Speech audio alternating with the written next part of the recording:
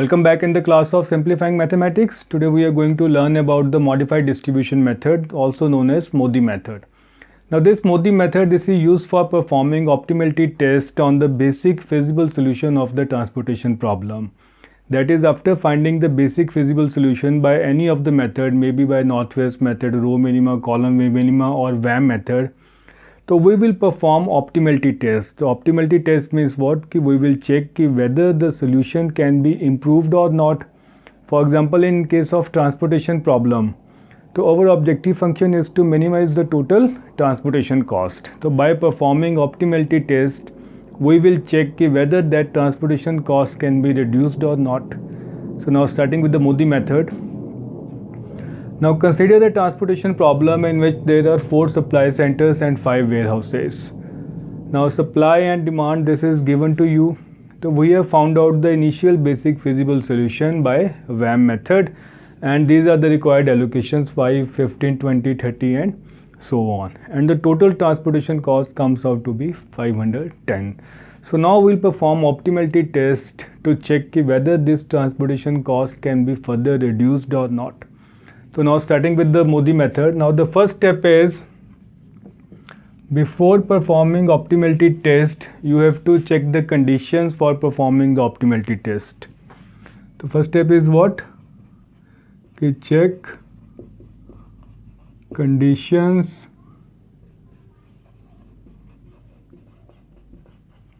for performing optimality test. So what are the conditions? Now first condition is number of allocations should be m plus n minus 1, where m is the number of rows and n is the number of columns of the given problem. And second condition is m minus n allocations should be in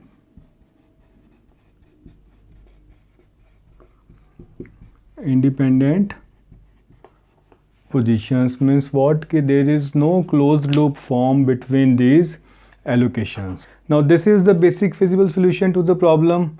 So according to the first condition, the number of allocations should be how much? So according to this condition, so m is the number of rows is how much? 4. So columns is what? 5. So this comes out to be 8. Now the first condition for performing optimality test is that number of allocations should be 8. So we'll check. So in the basic feasible solution, so how many allocations are there? So 1, 2, 3, 4, 5, 6 and 7. So number of allocations are what? 7. So it means the first condition that is not satisfied. Now if the number of allocations are less than m plus n minus 1, so that is what called? So that is called degeneracy in transportation problem. Means what? This is a degenerate transportation problem. Now before proceeding with the MODI method, you have to remove this degeneracy. Now this degeneracy, this is removed by assigning very small value called epsilon. So where you have to assign this value? You have to assign this value to the smallest cost, कि जहाँ पे भी minimum transportation cost है in the matrix. So at that place you have to assign a very small value called epsilon, so that the number of allocation should become 8. Again the condition is what? Wherever you are assigning this epsilon value, no closed loops are formed between the allocation. तो उन allocations के बीच में कहीं भी closed loop नहीं form होना चाहिए. अगर closed loop form हो रहा है तो again the second condition, this will not be satisfied, because according to this conditions all the allocations should be in independent positions. Means what? There are no closed loop between the allocations. तो हम epsilon को assign करते हैं in the smallest cost. Now if you look at the matrix, which is the smallest cost? So this is the smallest cost, 6. If you check all the metrics leaving these allocated cells, So this is the smallest cost. So at any of these cells we can assign epsilon, but the condition is what? Ki there should not be any closed loop. So now this is the initial basic feasible solution. So we have marked the required allocations. Now next is you have to put the epsilon value. Now as I told earlier, ki epsilon value is placed at that place where the cost is minimum. So where it can be placed? It can be placed in this cell, it can be placed in this cell, it can be placed in this cell, and it can be placed in this cell. So there are 4 options where epsilon value can be placed, because at all these 4 cells the transportation cost is minimum, that is 6. But the condition for placing epsilon in any of these cells is that there should be no closed loop between the allocation. So let's check it out. So if you place epsilon value here, so is there any closed loop forming? So if you check it, so this is the required closed loop. It means what? So epsilon cannot be placed there. Now if you put epsilon here, so is there any closed loop forming? So you can check it out. Yes, so this is the closed loop. So again, so the epsilon cannot be placed there. Now if you put epsilon here, so is there any closed loop forming? So no. So now no closed loop is formed between the allocation. So similarly, if we'll put epsilon here, so is there any closed loop forming by putting epsilon here? So no, there is no closed loop is formed. So therefore, so we can place epsilon either in this cell or in this cell. So anywhere you can put the epsilon value. So what are those cells where the epsilon value can be placed? So this is S1, W2 and S2, W3. So these are the required cells, so where we can put the epsilon value for satisfying the condition that no closed loop should be formed between the allocation. So now you choose any of the value. So let's suppose we are putting epsilon in this cell, that is S2 and W3. So now you check it the allocations. So 1, 2, 3, 4, 5, 6, 7 and 8. So the required number of allocations are equal to what? M plus n minus 1. So now we can perform optimality test. So now moving further. Now next step is to set up the cost matrix for the allocated cells. So you have to set up a cost matrix where the allocations have been made. Now allocations are made at this place 5, 15 and 20. So corresponding to these values, what are the cost? 7, 4 and 5 and so on. So you have to set up that cost matrix for the allocated cell and assign UI and Vj values to each row and column. So for every row you will assign this value as U1, U2, U3 and U4, and for column V1, V2, V3 and so on. So let's form the matrix. Now corresponding to 5, what is the cost? 7. Then corresponding to 15, it is 4. Corresponding to 20, 5. Then 5, then 6, then 5 and then 5. So one more value will be there because we have put the allocation of epsilon in this cell. So therefore what is the cost? So the cost is what? 6. So this step is clear. Ki set up the cost matrix for the allocated cell and then assign UI and Vj. So this will be U1, this will be U2, U3, U4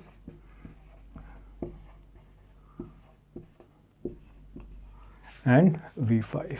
Now next step is to compute row and column values by using this equation, that is UI plus Vj equal to what? Cij. Now Cij is what? So this is the transportation cost from U1 to V1, from U1 to V2 and so on. So you have to compute the row and column values, that is you have to find the values of U1, U2, U3 and V1, V2 up to V5 by using this equation and by assigning any of this UI and Vj equal to 0. So you take either U1, U2, U3 or V1, V2 and so on. You take any of the UI and Vj equal to 0 for finding the values of all these UI and all these Vj. So now these are the required equations based on this UI plus Vj equal to Cij. Now next is what? We have to assign any values as 0. So let's assume that we are assigning as V1 equal to 0. So we put here ki let V1 equal to 0. Now you put the value of V1 here and by putting this v1 as 0 you can easily find all these values. So what are those values? So after taking v1 as 0, so we have computed all the values of ui and vj. So this is u1, this is u2, u3, u4. Similarly other values are for vj. Now put all these values in place of this u1, u2, u3 and so on. So now putting these values. Now what is u1? So u1 is 7, u2 is 9, u3 is 6 and u4 is 5. Similarly putting the values of v1, so v1 is what? 0, then v3 is -3, v4 is -2, then v5 is -1 and v2 is -4. So clear? Now next step, after finding the values of ui and vj, you have to fill the vacant cells with the sum of ui and vj. So these are the vacant cells. So here you have to put the values of ui and vj. You sum of these two values. For example, if this is the cell, so what will be the value here? 3. So similarly moving further, 7 plus -1, so this will be what? 6. Now moving further, 9 plus 0, this is 9, 9 plus -2, this is 7, then 8, then 6 plus -4, this is 2, 3, 4, then 5 minus 4, this is 1, 2, 3 and then 4. Now next step is subtract the cell values of step 4 from the original cost matrix. Now these are the cell values of the step 4. So subtract these values from the original cost matrix. Now corresponding to this value, what is the cost? The cost is 6. So subtract 3 from 6. So that is, we'll write here 6 minus 3. So similarly the other values, so 9 minus 6, then 8 minus 9, then 7 minus 7, 8 minus 8, 8 minus 2, 9 minus 3, 6 minus 4,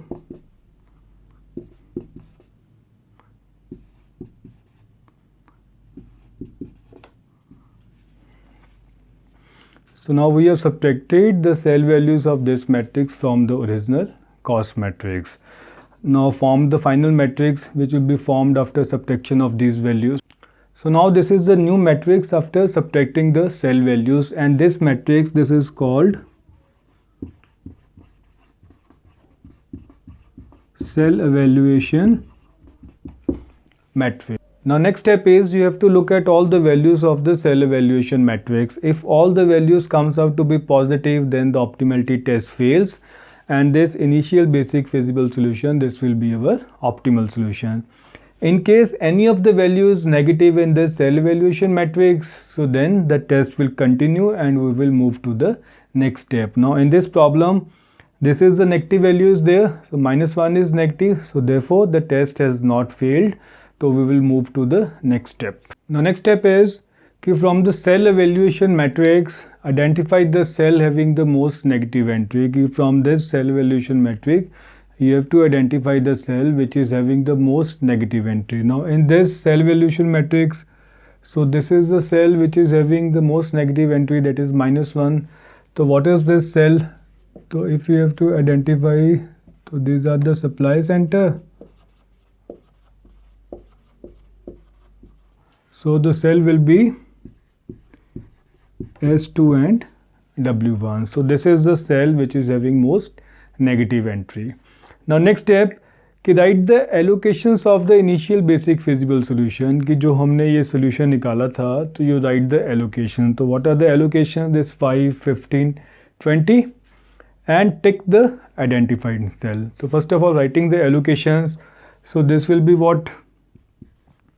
5, then 15, 20, 30, 15, 5 and 10. So don't forget to put epsilon because this has been added to remove the condition of degeneracy. Now next is write the allocations of IBFS and take the identified cell. Now which is identified cell? This is S2 and W1. So we have take the identified cell. Now next step is trace the path so that corners of the path lies in the cells for which allocations have been made, and the path begins and terminates in the identified cell. So this means what? You have to trace a path starting from this identified cell. So this is the first condition, and second is the path should be such that at the corners of the path these allocations, any of these allocations should be there. So for example, now if this is the path, if this is the identified cell, so at this corner, and at this corner allocations should be there. If you trace path like this, so at every corner starting from the identified cell, at every corner there should be allocation. So that path you have to trace in this matrix. Now look at this, this is the identified cell.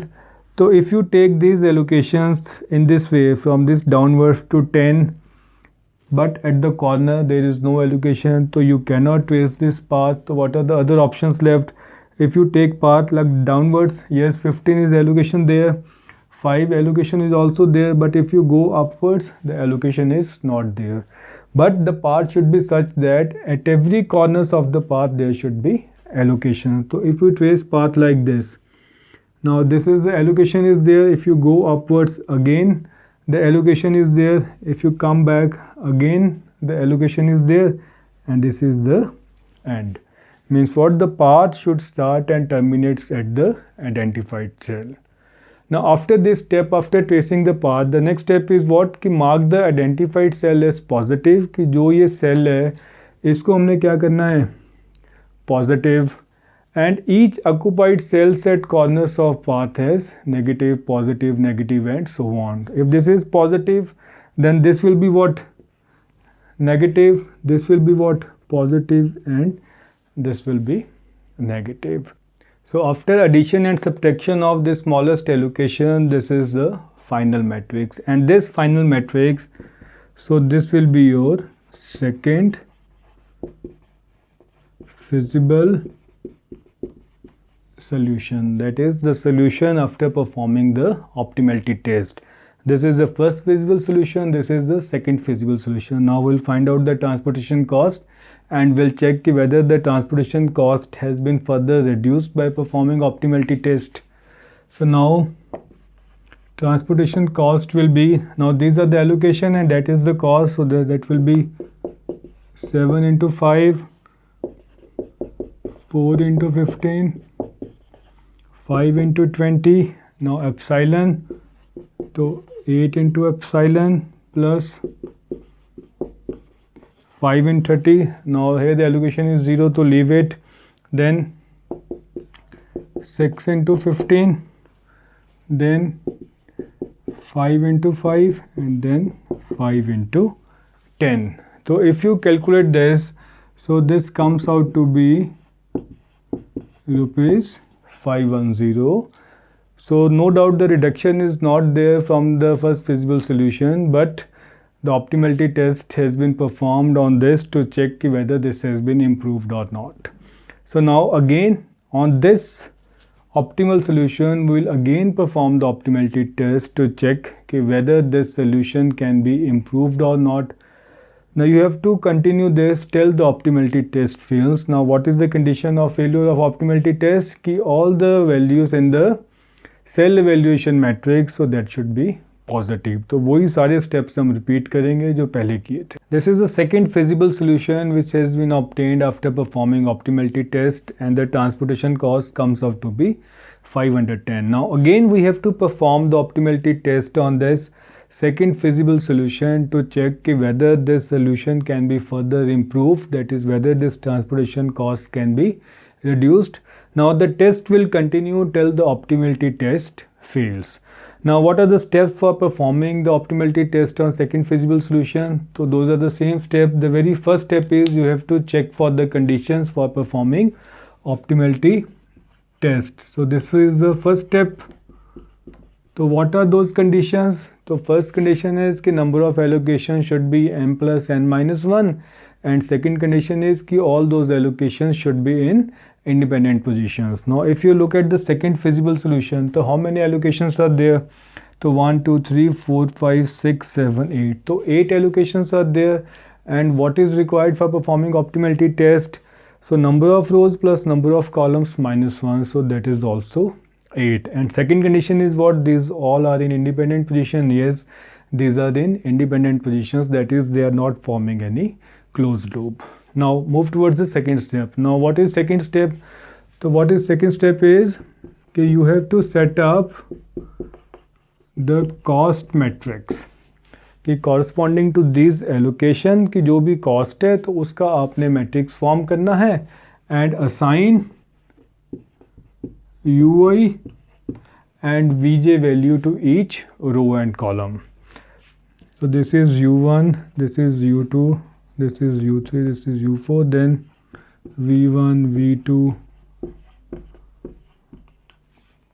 Now fill up the cost. Now corresponding to 5, what is the cost? 7, then 4, 5, 8, corresponding to 30, it is 5, then 6, 5 and 5. So next step is you have to find the value of all these UI and VJ by using this equation UI plus VJ. This is what the transportation cost from first supply center to the first warehouse and assigning any of these values. So either U1, V1, any of the value as 0. So what will be the equations formed by this? So U1 plus V1 equal to what? This is 7. So these are all the equations with respect to this formula. The next is to assign any UI or VJ as 0. तो हम मान के चलते हैं कि let V1 equal to 0.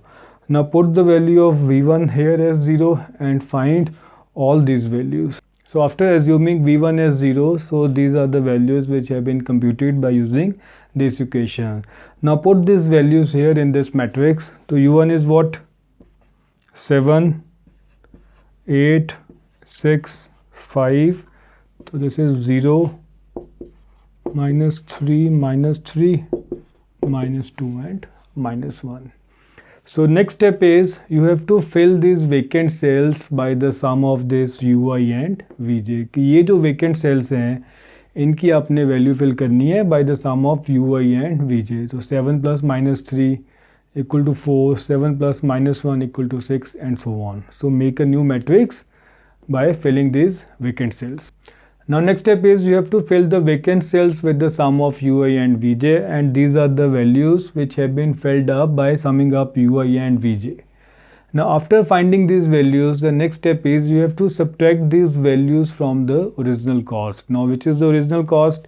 So these 7, 6, 4, 5, these are the original cost. So subtract these values from the original cost. Now corresponding to this value, what is the cost? The cost is what? 6. So 6 minus 4. So that is what? 2. Then corresponding to 6, what is the cost? 9. So 9 minus 6 is what? 3. So corresponding to this 5, what is the cost? So this is 6. So 6 minus 5, 1 and so on. तो ये जो values हैं, ये वाला जो matrix है, so this is what called? This is called cell evaluation matrix. Now what is the condition? If all the values of this cell evaluation matrix comes out to be positive, that is you are not getting any negative value, then the optimality test fails, and therefore this second feasible solution, this will be our optimal solution. So you can write here since all values of cell evaluation matrix are positive, so therefore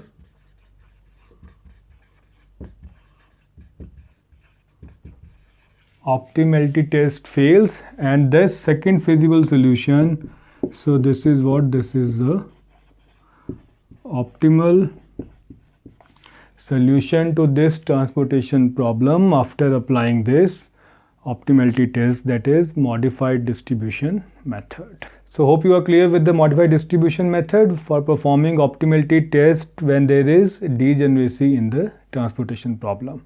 So thank you. Thanks for watching.